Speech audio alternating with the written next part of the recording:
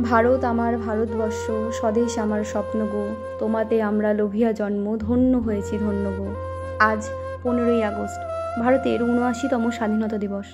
15ই August এটি শুধু একটি তারিখ নয়, এটি ভারতবাসীর আত্মত্যাগ, সংগ্রাম ও সাহসিকতার ফলস্বরূপ।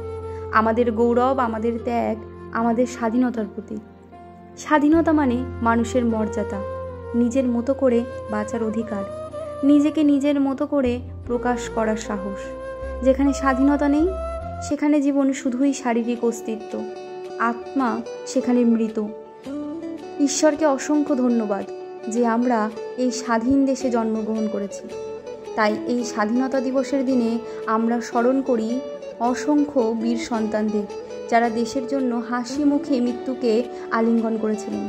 আজ থেকে 8 দশক আগে 1947 সালের এই দিনে ভারত 200 বছরের ঔপনিবেশিক শাসন এবং শোষণের হাত থেকে মুক্তি লাভ করেছিল।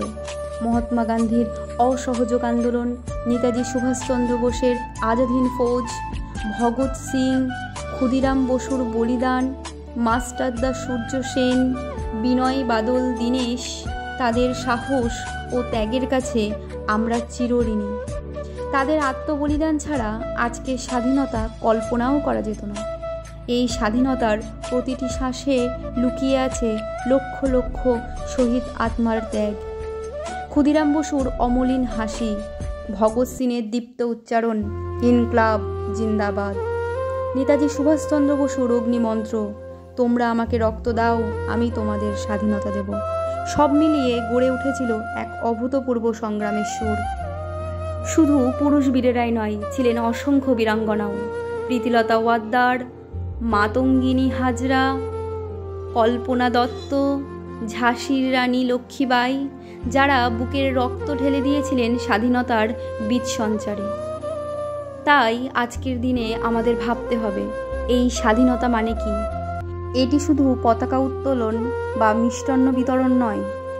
এই বিশেষ দিনে আসুন আমরা আমাদের মাতৃভূমির কাছে প্রতিজ্ঞা করি যে আমরা আমাদের ঐতিহ্য, আমাদের সংস্কৃতি এবং আমাদের জাতীয় নৈতিকতাকে সমৃদ্ধ এবং সংরক্ষণ করার যথাসাধ্য চেষ্টা করব।